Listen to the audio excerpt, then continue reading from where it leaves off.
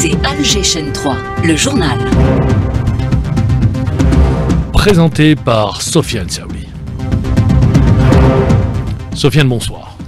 Mahmoud Djibour, bonsoir à tous. Le président de la République Abdelmadjid Tebboune a reçu aujourd'hui en audience le ministre de la Jeunesse, président du Conseil supérieur de la Jeunesse, Mostafa Hidaoui, accompagné des membres de son bureau national. Coopération militaire algéro-ougandaise, le ministre délégué auprès du ministre de la Défense nationale, chef d'état-major de l'ANP, a reçu aujourd'hui son homologue à Alger. Le général d'armée Saïd Chengriha s'est félicité du haut niveau des relations bilatérales et la disposition de l'Algérie à aller de l'avant dans le développement de la coopération militaire entre les deux pays. Chargé par le président Tebboune, le ministre des Affaires étrangères a présidé aujourd'hui une réunion de haut niveau du Conseil de sécurité de l'ONU sur la lutte contre le terrorisme en Afrique. Ahmed Attaf a appelé à la mobilisation internationale face à l'extension de ce fléau, notamment dans le Sahel. Une déclaration conjointe a été signée aujourd'hui à Rome entre l'Algérie et plusieurs autres pays européens sur l'hydrogène vert. Le projet stratégique South Corridor est basé en Algérie. Le ministre de l'Énergie et des Mines, Mohamed Arkab, était sur place. Préparatif de Ramadan, le ministre du Commerce et son collègue de l'Agriculture ont co-présidé une rencontre aujourd'hui. Plusieurs annonces faites, des assurances quant à l'approvisionnement du marché en toutes denrées à quantité suffisante.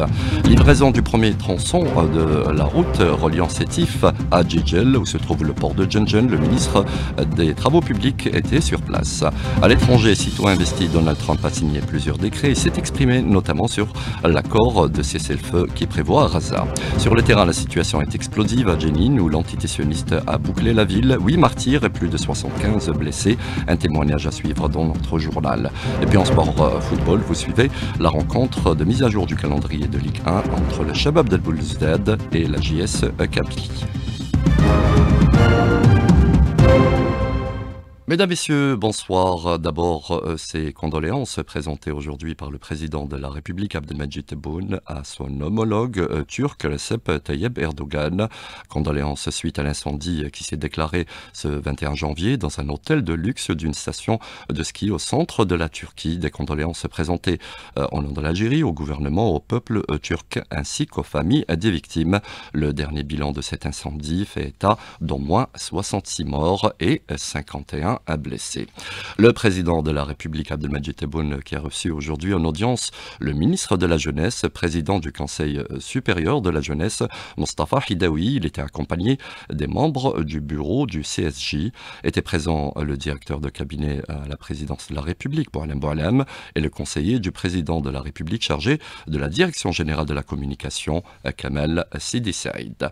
Le président de la République qui a adressé des messages à ses homologues africains des Swatini et de Madagascar, des messages remis respectivement le premier par le ministre de la Communication, Mohamed Meziane, au Premier ministre des Swatini, souligner le renforcement de la coopération et la concertation bilatérale.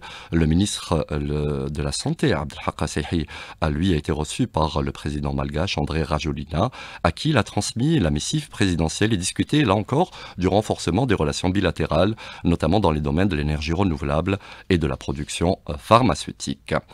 Coopération militaire algéro-ougandaise. Le ministre délégué auprès du ministre de la Défense nationale, chef d'état-major de l'ANP, le général d'armée Saïd Chengriha, a reçu aujourd'hui à Alger le chef des forces de la défense ougandaise, le général d'armée Mouzi Kainboga, en visite en Algérie. À l'occasion, le général d'armée a prononcé une allocution lors de laquelle il s'est félicité du niveau atteint par les relations bilatérales entre l'Algérie et l'Ouganda durant ces dernières années.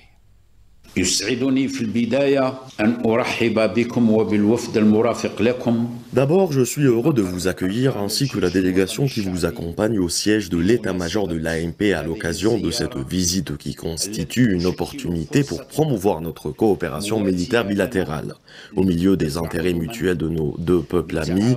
En cette occasion, je me félicite du niveau atteint par les relations bilatérales entre l'Algérie et l'Ouganda durant ces dernières années qui s'est matérialisée par la densité des échanges de visites entre les deux pays. Dans ce cadre, la visite officielle effectuée par le président de la République d'Ouganda, Yoweri Museveni, en Algérie en mars 2023, à l'invitation de son frère Abdelmadjid Tebboune, président de la République, chef suprême des forces armées, ministre de la Défense nationale, a donné un fort élan et une réelle dynamique au processus des relations de coopération entre les deux pays, particulièrement dans le domaine du renforcement de leur engagement commun en faveur des questions africaines et de l'instauration de la paix et la sécurité et du développement à travers tout le continent.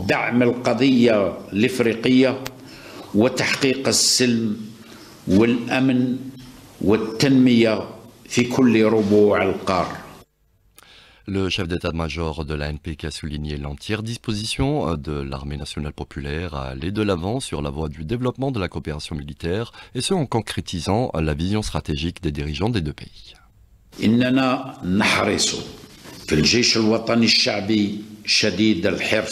Au sein de l'ANP, nous tenons à concrétiser la vision stratégique des dirigeants des deux pays, visant à promouvoir le partenariat entre nos armées respectives, et ce à travers l'instauration d'une dynamique efficace dans le domaine de la coopération militaire et la mise en place des mécanismes adéquats pour ce faire. Enfin, je tiens à vous réitérer notre entière disposition pour aller de l'avant sur la voie du développement et la coopération militaire entre nos institutions respectives, au milieu des intérêts de nos deux pays. في تطوير التعاون العسكري بين مؤسستينا بما يخدم مصالح بلدينا.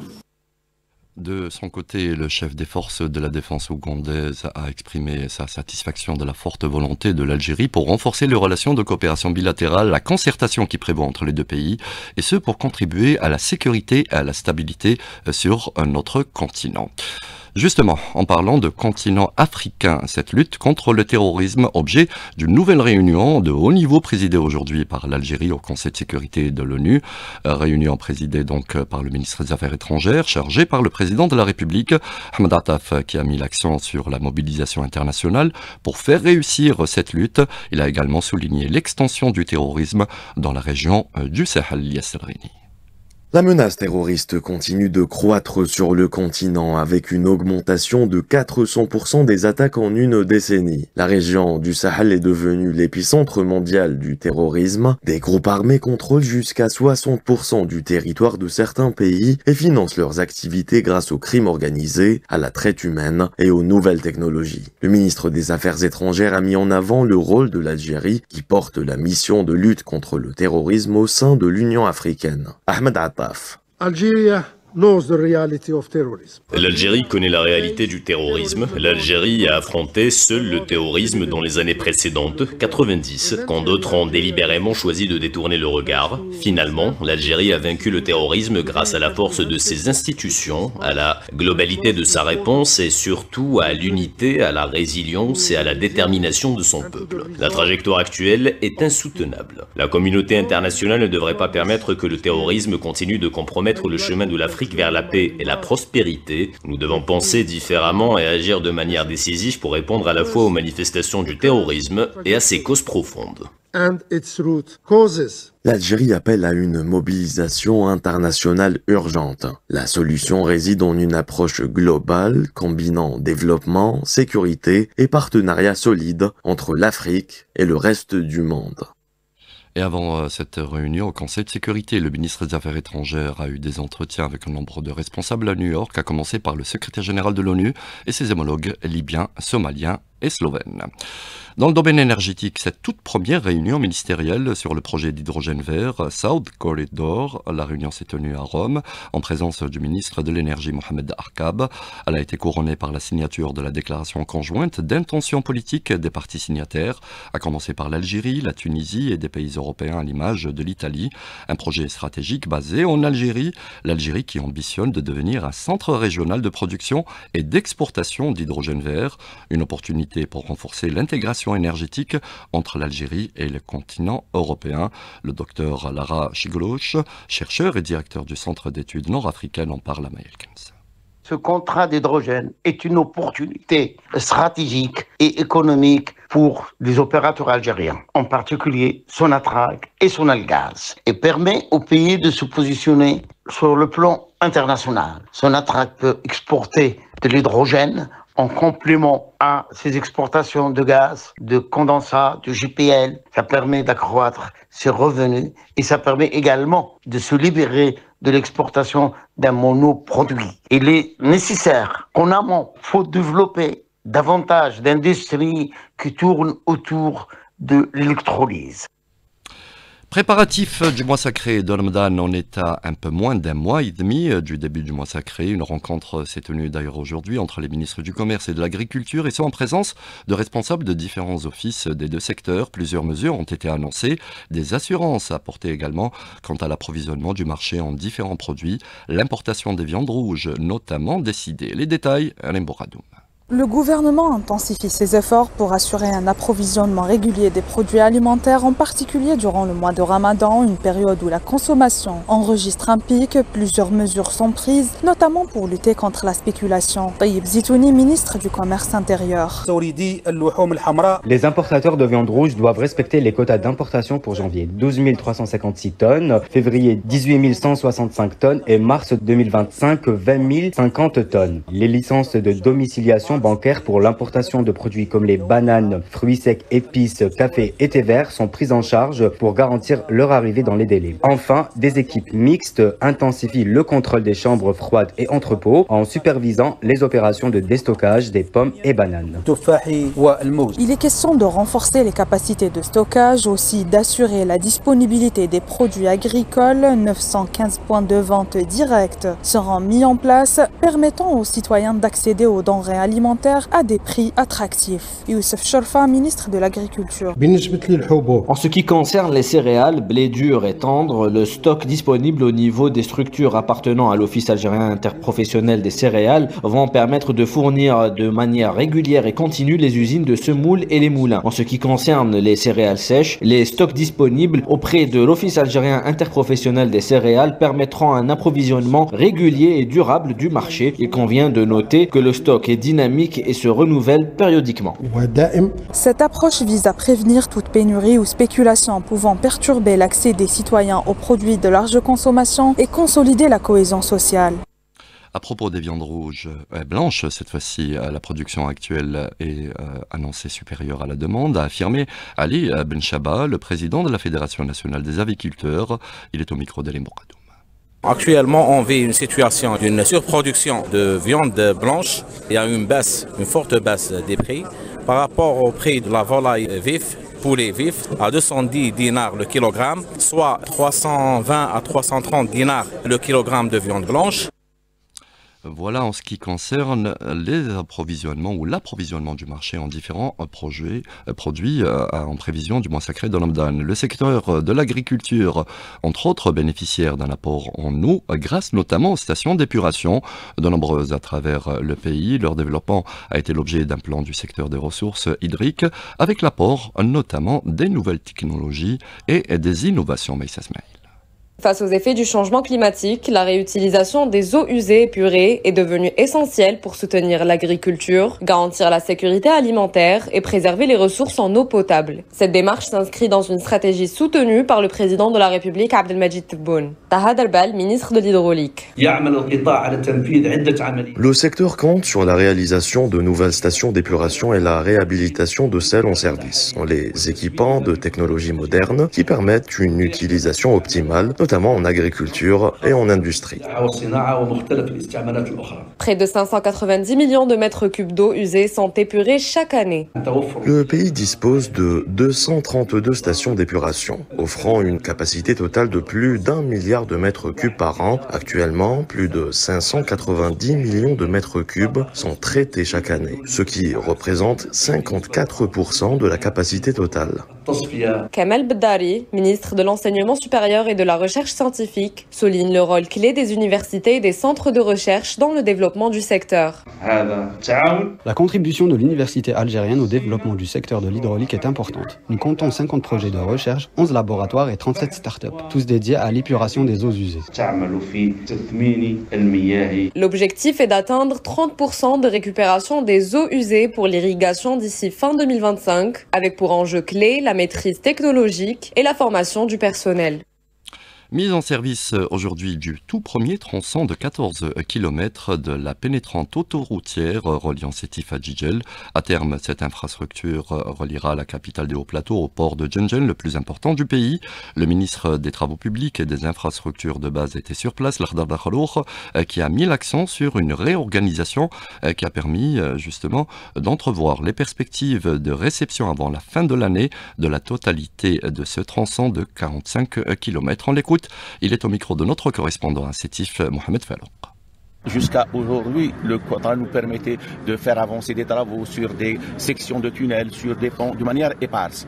Aujourd'hui, ce qui nous intéresse, ce qui nous permettra de diminuer de cette gêne qu'il y a sur ce tronçon de la RN 77, c'est de livrer des tronçons d'autoroute. Et c'est ça qui nous a permis de dire aujourd'hui que nous allons réceptionner les 45 km de la partie de Sétif avant la fin de l'année.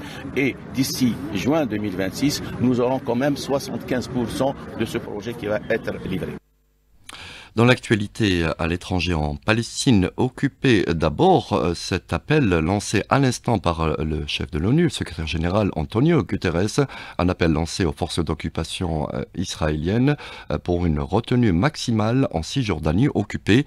La Cisjordanie à Jenin précisément, où une opération est menée par les forces d'occupation, incursion et blocus. La population est ciblée, 8 martyrs pour l'heure et quelques 75 blessés. Témoignage sur place de l'enseignant à l'université Najet Abou Rotna. Elle est contactée par Linda Hamed. Ça fait plus de 2 heures qu'ils ont commencé une autre opération, l'opération nommée les murs de fer. C'est pour enchaîner le camp de réfugiés de Jenin et l'encercler pour commencer une autre opération après la guerre de la bande de Gaza. On a maintenant 8 martyrs jusqu'à présent et 75 blessés. Ils n'étaient pas des résistants, c'était des gens, des habitants civils qui marchaient. On a 4 médecins qui sont touchés et blessés. On a des infirmiers, on a un enfant de 13 ans. Je pense que les forces israéliennes sont enragées, surtout après la guerre sur la bande de Gaza. Ils ont vu que malgré toutes les destructions, les bombardements, le peuple est toujours là. Justement, à propos du cessez-le-feu qui prévoit à Gaza depuis 3 jours à présent, le président américain Donald Trump, sitôt investi, s'est exprimé sur cet accord. Il a appelé à le maintenir et à le consolider. On écoute à ce propos l'analyse de la militante Claude Léostic, contactée par la BA Slimani. Vraisemblablement aussi de retour à Gaza dès qu'ils le pourront. Sur Gaza, tu as un champ gazier qui est extrêmement important, c'est du gaz palestinien, c'est dans les eaux territoriales palestiniennes. Il y a un autre champ gazier un peu plus au nord, Israël s'est approprié, et il veut pouvoir utiliser, capter tout le gaz de Gaza également. Et puis Gaza, c'est aussi un endroit qui permet d'échanger au niveau commercial, au niveau économique avec toute la région. C'est là que théoriquement arriveraient aussi des bateaux porteurs de pétrole, etc. Donc on est dans un point économique potentiel important. Un canal qui viendrait de la mer Rouge jusqu'à niveau de Ragnoné sur la côte de Gaza, qui permettrait de transporter du pétrole à moindre coût et qui permettrait aussi de chanter le canal de Suez, affaiblissant ainsi l'Égypte. Sur le terrain, les Gazaouis tentent de panser leurs blessures, de retrouver leur maison ou de se substanter avec l'entrée des aides humanitaires encore minimes par rapport à leurs besoins. La population qui salue l'Algérie pour son soutien en toutes circonstances. Le journaliste palestinien Majed Qodayh le dit à Linda Hamed depuis Gaza.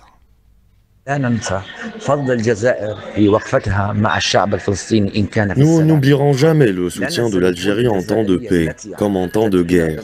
Nous n'oublierons pas ces délégations algériennes, bravant tous les dangers, venues nous porter assistance, soutenir le personnel médical et soigner les malades. L'Algérie est et restera aux côtés de la Palestine en toutes circonstances. Et puis l'Organisation mondiale de la santé qui déplore ce soir le retrait des États-Unis suite à la signature du décret par Donald Trump. Elle s'exprime justement sur la nécessité de fédérer l'ensemble des pays de la planète pour faire face à tout risque de pandémie à prise en charge de la santé des habitants du globe. L'actualité sportive, vous le suivez depuis tout à l'heure sur nos ondes, cette rencontre de mise à jour du calendrier de la 9e journée du championnat de Ligue 1. Le Shabab Riyadi de Belouizdad affronte en ce moment même la JS Kabylie. Le score est vierge, une rencontre à suivre tout de suite après la météo signée Kalem Abnour. L'édition a été réalisée par Sidali Toubal, Adnan était à la console technique, Yassine était au streaming vidéo, Nesrine à la régie d'antenne. Merci de nous avoir prêté attention. Tout de suite, la météo de Kalema.